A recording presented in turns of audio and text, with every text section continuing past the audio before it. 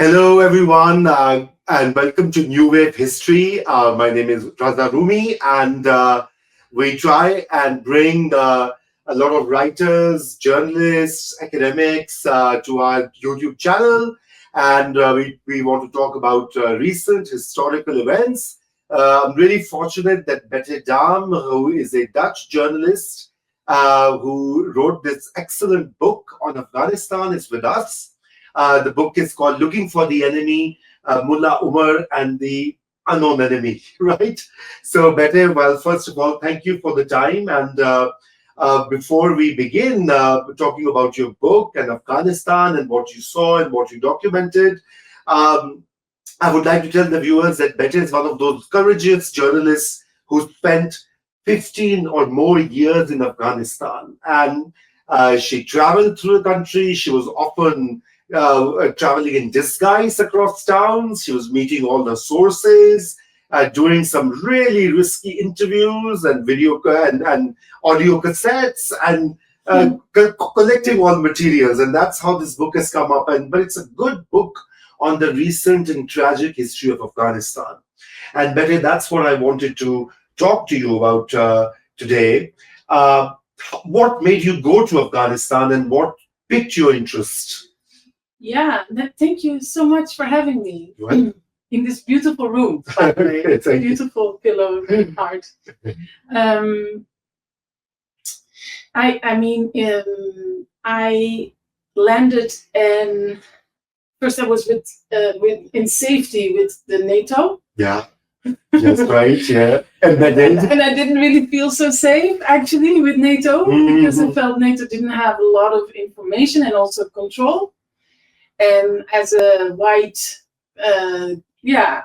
European younger- journalist. yeah. I sort of thought that I had higher hopes of what we were doing there, and that triggered me quite a bit because it was not something small. There were daily killings, Correct. left and right. Yeah. And that's the West. And in the Netherlands we are raised with very high respect for the United States. We see them as the Mother Teresa who saved us after the Second World War. And well, that story also needs to be checked. But yeah, so it was very personal almost. Like, is this really, can we do this? Is it really that noble that is told? That has been The story, yeah, about the linear story about the Taliban, Al Qaeda, the bombing, the occupation, etc. So, Bette, tell us. I mean, your book revolves around a central character called Mullah Omar. Everyone in the Western Hemisphere and in the Eastern Hemisphere and the Southern Hemisphere knows about him, thanks to the media, thanks to the US official narratives on the Afghan war, which of course they had to end rather hurriedly after 20 years. But when you were researching for the book, so what did you find about Mullah Omar? I mean, who was this guy? I mean, if you look at a lot of writings by people, especially in the American outlets or even other European outlets, he's like this crazy, bloodthirsty, vengeful, evil character. But your book paints a very different image, or about his struggles, about his own, I guess, insecurities, about his own lack of clarity. So tell us about Mullah Omar's personality, his role in the Taliban movement. And then after you talk about that, we'll go a bit into the issue of Taliban. Right. Yeah. Well, that was also my idea when I arrived in Afghanistan. And so the reason why I sort of thought I could write a book about Mullah Omar, well, a lot of people around me in Kabul said, you can't. He's too dangerous. Yeah. He will blow himself up the moment you come near. Yeah. But I found in my first book on Hamid Karzai and how that transition of power worked, that we had a very like you say, linear idea about the enemy in Afghanistan. So the enemy that I got to know when I studied Karzai was mostly men who were in his regime, like big tribal leaders, slash governors, slash police commanders, slash militia leaders, who had been empowered by the United States as an ally. Right. Saying, we are going to find the Taliban, let's kill them. That was shocking to me, that often these explosions were more for personal, for political, for social reasons among these big families. Personal scores to settle. Yeah. Do you recognize that? That was one after the other when you actually cross-checked the attack, and sometimes many people died, because of these personal rivalries. So I was like, okay, well, if the attack I read about in the newspaper is probably maybe 6 out of 10 not terrorism, then who is the terrorist? That's a good question. So I thought, let me find him. Because in our world, in Kabul, of course, Mullah Omar was the terrorist, number one. I mean, and of course, there was Osama bin Laden, but that was almost a non-Afghan affair. The man never really connected with Afghanistan. Anyhow, that's a whole different story. You should read my book about the role of Osama. But and Mullah Omar was an interesting topic as a journalist, because there was no picture. There was no voice. There was no video, and there was absolutely no indication of any cross-checked proof on his location, though the Americans plus the Afghanistan government pointed at Pakistan, that he was hiding there and creating basically an insurgency from across the border. And now there were many Taliban in Karachi and in Quetta, for sure. But it was not sure if Mullah Omar was there. And so I started writing about him. And, I made a huge mistake in the beginning, because I found it so overwhelming topic, of course, because there was nothing to start with. It was like I was this silly detective with the whiteboard, and and I had a nice meeting in one of the private homes of a leader from Zabul, the province north of Kandahar. Now, I knew that the father of Mullah Omar came from Zabul. I knew that. But then, so there was a couple of 10, 15 men sitting in this circle. And I told them about my plan, a little bit in sort of, ashamed of that I even had the guts to do this. But then they said to me, go to Zabul first. And I said, why? No, you should go there. I said, but his father was born there. I want to start with Mullah Omar's life. Mullah Omar's life was starting in Kandahar. And the man said, no, you should go there. There's family heritage there. There is land that still belongs to the family of Mullah Omar.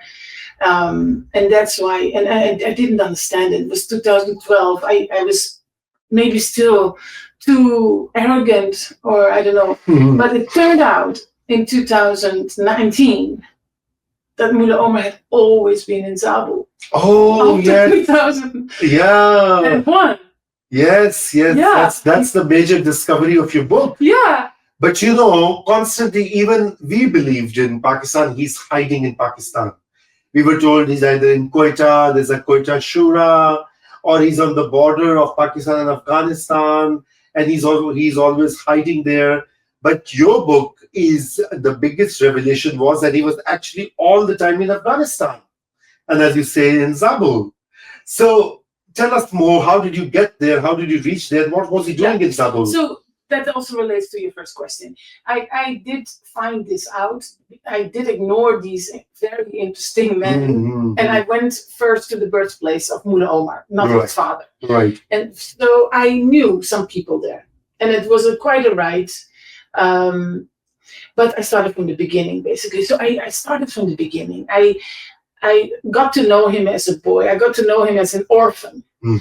I got to know him as a tall man, taller than I am. That's quite something. Yeah, 6'5", you say. I'm 6'1", but he was quite tall, like Osama bin Laden, actually. I got to know also his education in Uruzgan. He went in Uruzgan to a madrasa, a world there was hardly anything written about. When I came back from these trips to Kabul, and I told them about the Hujarat education, which was wildly known in the south, then, experts, colleagues, like, we have never heard about this. And that was unbelievable. This was the movement of the world that we were fighting. Yeah. And their ideology, what they had learned, was unknown. Like, we all thought they were like Salafi madrasas, Wahhabi-ish. Yeah, that's what we are. Right? Yeah, that's oh my God, no. That's still believed, by the way, widely. More people should read my book. Yeah, more people should read your book and at least listen to this interview so that they can then get to the book. Okay. Yeah. But so there was a whole world of Sufism that he knows a lot about. He knew a lot about. There was no politics in this curriculum. The idea of all these madrasa students with white caps on and the fist in the in the air, saying anti-American things, non-existent. And also there was some, and that I think were two important insights. Very important insight about the education. The fact that there was no politics, there was nothing hateful. So Bette, tell me about this education, about this context. Now, so why did Taliban become such a formidable movement, What was so attractive to the people, especially the Pashtun? Yeah. And it's still now, I mean, so is it, the common belief is, common belief as in the conventional wisdom is that Pakistan played a major role in supporting, creating, sustaining the Taliban movement, that it's totally a Pakistan project, as if it was like put into Afghanistan by Pakistan. Yeah. Now, after reading your book, I also understand it's not the case, right? Yeah. Because there's some local organic support in certain parts. Of course, not everybody supports Taliban. Yeah. But what were the reasons? So I think, the idea of the Pakistan creation of the Taliban is very, very firm. It's, most books still write this. Now, I have done like a first alternative narrative. Yes. By going to the place where Mullah Omar rose to power, literally going to that location again and again, talk to people, talk to tribal leaders, but also in Kandahar and elsewhere. There are other aspects much more important. One is that, for example, the businessman the businessmen who own truck transport, providing truck transport to whole Afghanistan. That was a big business in Kandahar. Also, the poppy was transported illegally in these trucks. So there were a couple of very rich businessmen, and one was living in Mullah Omar's area. And he asked, since the civil war was going on and destroyed Kandahar, and then we are talking about the situation after the jihad, the US-sponsored jihad. So in the 90s, it was extremely difficult to live in Kandahar. And so you see the businessmen coming up. And so Hadi Bashar, who's now back in Kandahar or Kabul, he asked Mullah Omar, let's do something. And without these rich men, there would have been no Taliban. You see, that's also, there was this local money, like all movements being financed. On the other hand, there is these men like Haji Bashar are big, huh? Yeah. I mean, he had offices in Singapore, wow. in Dubai. Wow. It was also very illegal what he was doing. He was caught by the CIA because of a false reporting. But, maybe there are linkages there between the borders on both sides of the borders that I have didn't have time. Certainly Pakistan was interested in supporting this movement because Pakistan's idea was that this was a good bet because Pakistan has always been wary of Indian influence in Afghanistan, right? And so they thought, okay, they can be good allies. And there was an experience with Mujahideen under the sea in the Soviet time. But I got a sense from your book that there was pretty local organic support by the big moneyed people. Yeah. And I think even ordinary people. Yes. Definitely. I think everybody had enough of the war. Right. Enough. And that's, of course, 2021 is a little bit the same. A little bit, yeah. People were sick of it. And it was going nowhere. NATO failed left and right. And Americans. So then you see that everywhere in the world. Then there is a space that sometimes more radical groups jump in there. Yeah. And there was nobody jumping in that space. And so this combination of the businessman and the very religious students found each other. And literally Bashar said to Mullah Omar, I need a moral face to this movement. I need somebody they trust. Because they're trying to fight so much. Right. Nobody trusted anyone. So, and then sort of saint-ish Mullah Omar came up. Okay, this religious leader, right? Yeah, Haji Bashar literally let him take the stage. Right, And so with that, Haji Bashar was the first one to connect to other businessmen in the province of Kandahar, Uruzgan, Helmand, and so quick. There was a lot of people who surrendered to this movement. Right. So that's so this is a bit different from what other authors have written, like Ahmed Rashid, and other sort of authoritative writers and analysts, because they have a kind of a different view on how the movement sprung up. Yeah. But Bette, now that we have talked a bit about Taliban, so based on your knowledge of the country, the people, the actors, and your investigative expertise, what were the key reasons in your view for the 20-year-long mess that the NATO and the United States of America, including European countries, made in Afghanistan? Yeah. They went there, they said, okay, we're going to smoke them out. Yeah. Okay, some Al-Qaeda may have left, took refuge, or some died. The Taliban remained. Mullah Omar remained in Zabul, and NATO could not find him, or at least even if they knew, they did not want to touch him, right? They thought they'll change Afghan society, rebuild a state, write a constitution, bring girls to education, lots of aid money pouring in billions and billions of dollars. Now Elon Musk and Trump are looking at all the wastage of expenditures, and some of the items on Afghanistan also come up, fountains and wasteful projects. And in 20 years, it ended as an absolute failure. I have no other words to say it. Okay. What were the key reasons? The top, if you were asked, okay, Bette, what were the key 3-4 reasons? I know it's difficult because there must be a whole list. Yeah. But what are the reasons? Because you see, it is very important to understand that globally as well as in South Asia and in West Asia, because it's very recent history. It's not the Roman civilization or the Vietnam War. Or exactly. So anyway, tell us. I like to mention two. Okay, perfect.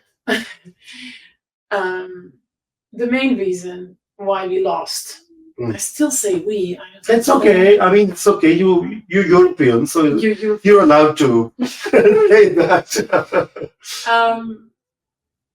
So there's the Afghan dynamic that we overlooked, and that has been proven in a couple of transitions earlier in Afghan history. And that is that there is sometimes fighting, but at the same time, there's as much talking. Okay. And I find these capabilities of these big families to talk to each other and find a way that is not violent.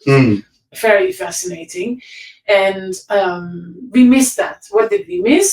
Karzai, the new president after 2001, basically single-handedly, against the wish of the Americans who tried to block him left and right, did reach out to the Taliban. See, I feel when we are here in New York or Washington, D.C., it's really far away, Afghanistan, and even more than from Europe. Oh, yeah. It feels like there's nothing else in the world than here. So I can understand that if the Twin Towers were burning here, and there is this extreme response to it, extreme hysterical response in a way, not only from the American government, but also from the press. I wish we could talk about that even when there is extreme moments in history, like the Russian invasion in Ukraine, for example, you see the press also becoming extremely, almost patriots. Totally, yeah. So cheering for war. Yeah, so what happened is that there is a dynamic in Afghanistan, fascinating dynamic, because Karzai finds these Taliban, and one after the other sends letters to Karzai, saying we surrender, we stop, we go home. One goes and sets up a telephone company. The other goes home in Derawood. Mullah Omar, the current number 2, is in Derawood, in Uzgan. And Karzai announced this to the world. He said, it's over. Mullah Omar can go in dignity. And it's a very Afghan thing to do. Yeah. Traditions, Yeah. And then there's couple of hours later, Rumsfeld makes sure that he has every 12 hours almost a press conference. So he has a lot of control. And of course, the press hall is full. And then he says about the news that's going around the world that the Taliban has surrendered, he kills it. He says, literally, nothing is going to happen against my will. The team of Rumsfeld explained to me, what do you expect? We were still, the towers were still burning. Yeah, this is 2001, right? Yeah. Anyhow, whatever Washington thinks, or the tears of Washington, it is fine, but it is, in the end, it's Afghanistan, that is the topic, and you need to follow. Well, that didn't happen. So what is happening, if you want to explain why Afghanistan failed, there was no need for military. Yeah. So Rumsfeld said that it's not going to happen against my will, and immediately, while the Taliban went down and got home, sometimes to Pakistan, he doubled the troops. So in any country, if you do that, and you link to a country where the enemy has left, but you start killing, correct, then what happens? Where is the terrorist? Yeah. There was no terrorist. There was no terrorist in 2001, 2002, 2003. And the press has filled dramatically in this. All the explosions were framed as the Taliban or Al-Qaeda or the both of them.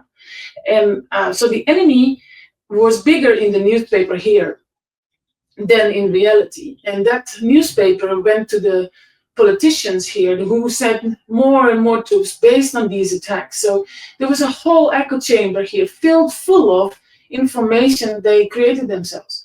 And that has been, it's almost a different narrative that is here that is disconnected from Afghanistan. So what you get, and that's the second reason, is that you link troops to a dynamic of families and clans who have land, access to water. Also, you throw in so much money that all these families and clans want something of it.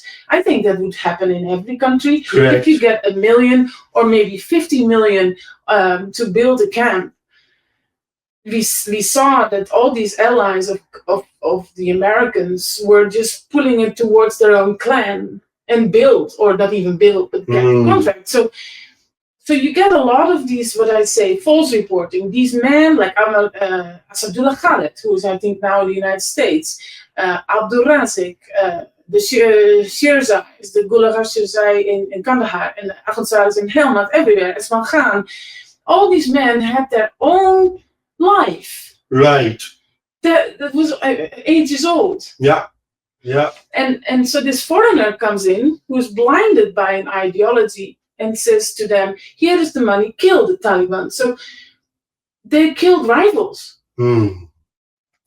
And the United States didn't cross-check. So they didn't cross-check. So what I'm understanding is that it was a faulty reading of Afghanistan as a society, its traditions, how the country works by people far, far away. Yeah. Right? So I think that's the primary, and that we see happening all through the 20 years, even towards the end. Yeah. Exactly, and there is a lot of anger now towards the American government. Why were they not more accountable? Why did they not pick up on this reality? That's a big question.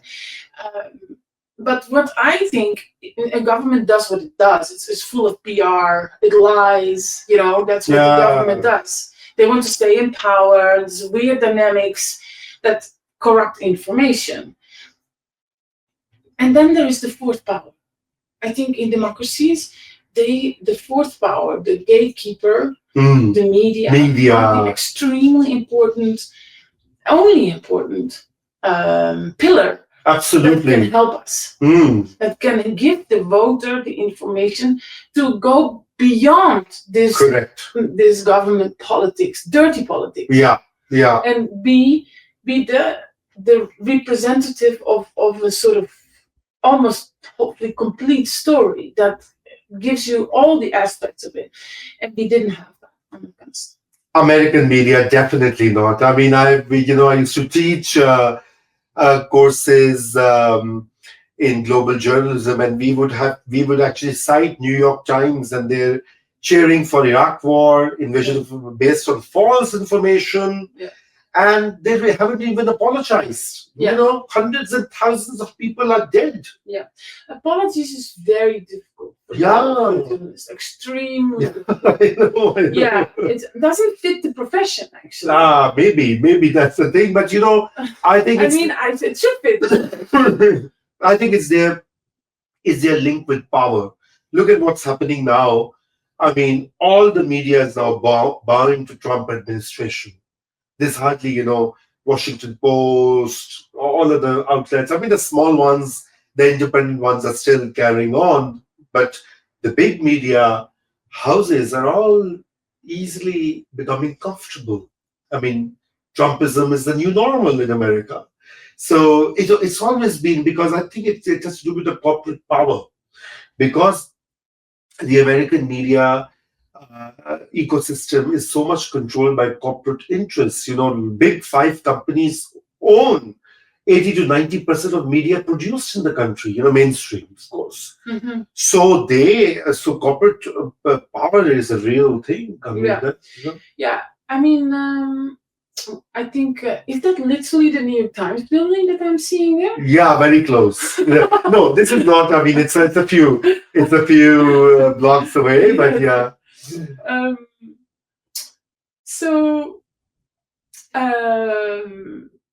I also think at the same time, over the 20 years of the legacy media coverage, I just finished a PhD on this. I was surprised also, not surprised, but I think there's also a worldview at these media. I did the New York Times and AP. Okay. Oops. And there is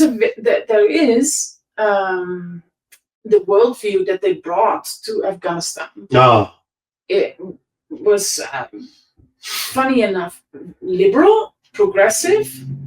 So women's schools, topics were covered, and at the same time also embracing war. Yes. And at the same time also extremely stereotyping towards an Afghan. The Afghan woman in the New York Times is often crying. Yeah, all the time, if you ask me.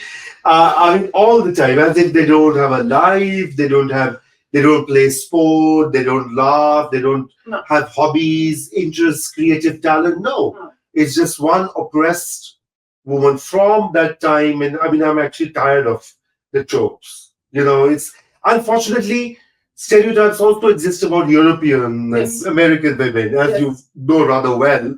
You've been to these places. But But again, we are going back to, as you rightly said, it's media has such an important function. Yeah. And in this war and about the Taliban and about the Afghanistan story, they haven't really played that role. You know, they haven't really informed the Western publics where your money is going. Yeah. Billions and billions. I mean, some odd number, like in trillions of dollars, was spent in Iraq and Afghanistan by the US government, by the taxpayers. Yeah. And they have hardly any clue as to whether that money was spent justly or not. Or, you know? So the criticism, it stays a little bit in the consensus. So the consensus has been that there is a war on terror.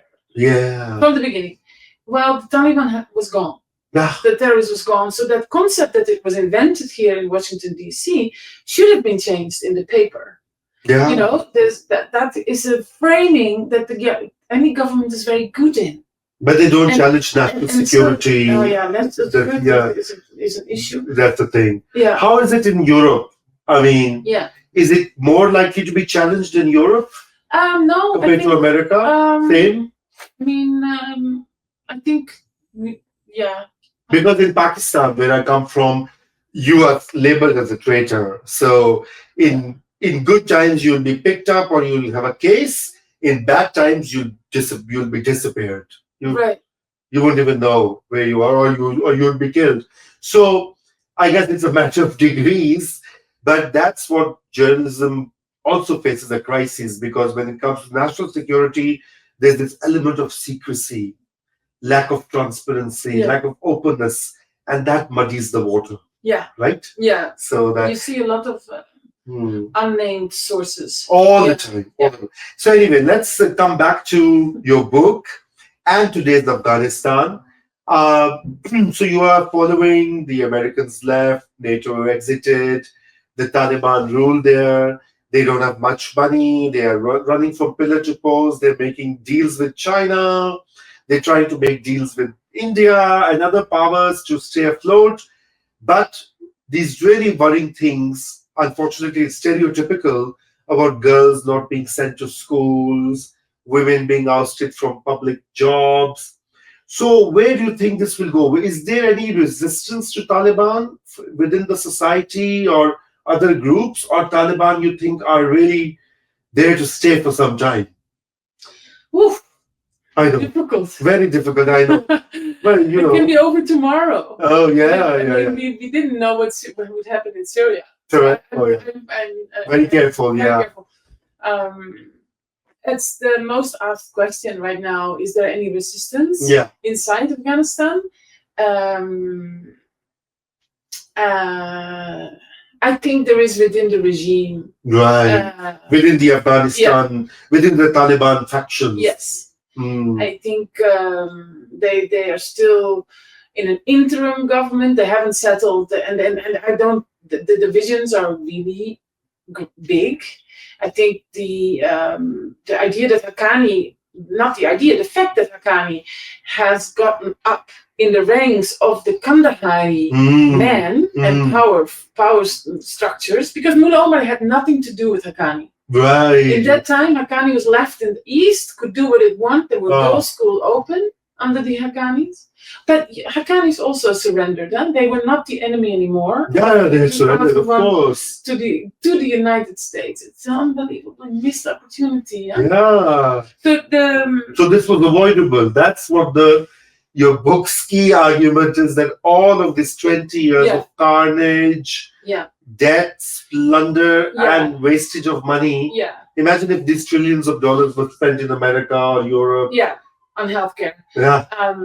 But I think that it's so important to understand that it was avoidable. That right now, for example, there is a war commission here in America. There's a war commission in the Netherlands. They sort of, with government money, do an accountability check on what we've done in the 20 years.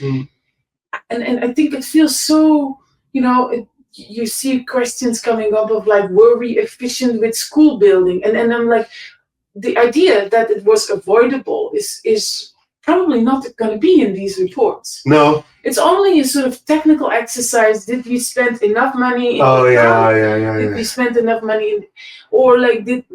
And and it's all sort of the second level question why you don't look at the origin of the Yeah.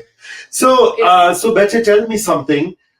Going back to the factions in Taliban. So the Kandahar group, the ascendant group, Mullah Omar was from Kandahar. The movement emerged from there, and then there's the Haqqani group, right, who has this orbit of influence, and they are now at kind of loggerheads, tension. Yeah, I totally missed how they got high up in the insurgency. Actually, I don't know. I still have questions about that. But suddenly they were up.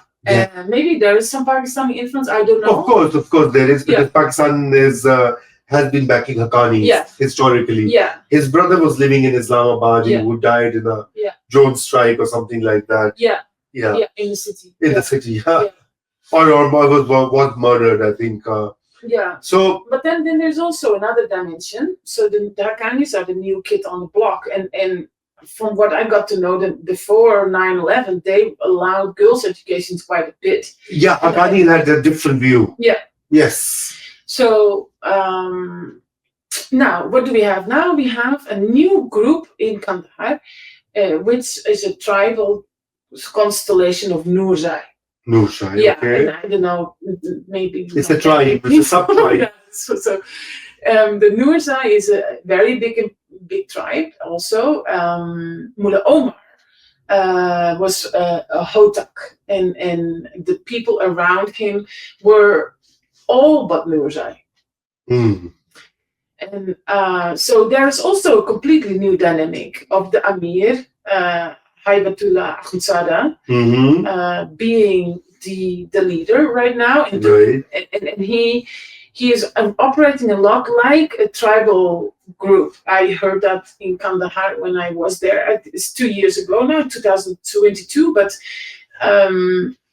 the governor of Kandahar, and he organized quite a militia around him that's not connected to the government or to the movement or to the interim government, and so I think, sadly enough, that there's a lot of guessing. I think journalists should not be in Kabul. If you want to understand this very problematic situation of girls' education, then you have to understand this in Kandahar.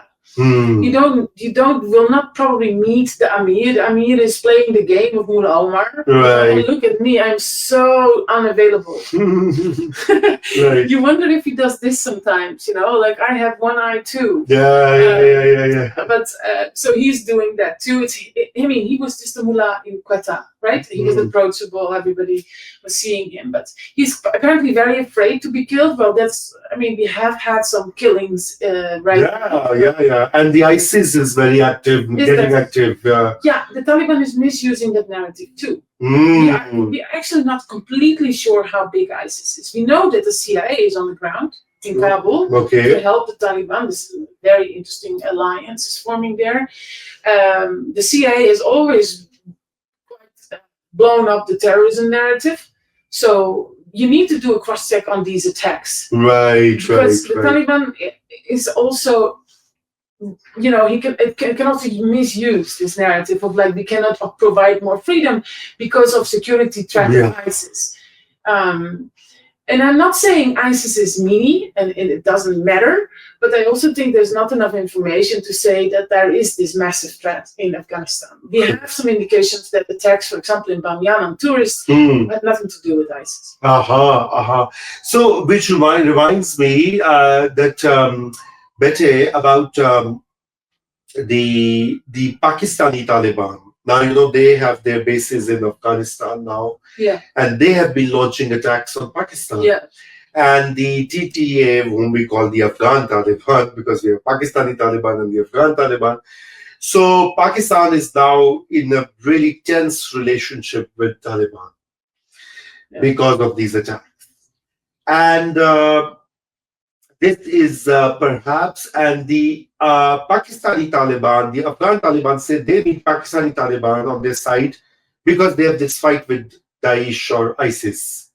So it's a real, everybody's using this thing. The terrorism isn't it? Yeah, Yes. I saw that a politician in Quetta already said that we should maybe open the airport in Quetta again for troops to land against the rise of terrorism. Yes, So yes. that has helped a lot in the last 20 years. Yes, not at all. Not at all. So yeah, you have to be very careful with the narrative. Also, the relationship between but you know much better than I do, between the Pakistani Taliban and the Afghan Taliban is not so 1, 2, 3. No, it's not great. It's not that Exactly. great. Yeah. I have nothing in Mullah Omar's life that told me that Mullah Omar was really engaging with them. What happened is this no man's land on the border. Mullah Omar allowed things to happen there too. Right, right. Okay. He didn't stop it, but he did not also coordinate it. But it's good leverage for them, I guess, against the Pakistani state. Yes. That's what they're using, and they're pretty smart as well. Well, anyway, Bette, this has been a really exciting, informative discussion. I hope the viewers have also learned. I've learned a lot from your book and talking to you. Thank you. And we hope that we continue. The next time you're here in New York, we will talk about your analysis of the media, legacy media. That would be a fantastic story for our YouTube channel. Thank you. So, okay, and goodbye. Thank you so much. Thank you.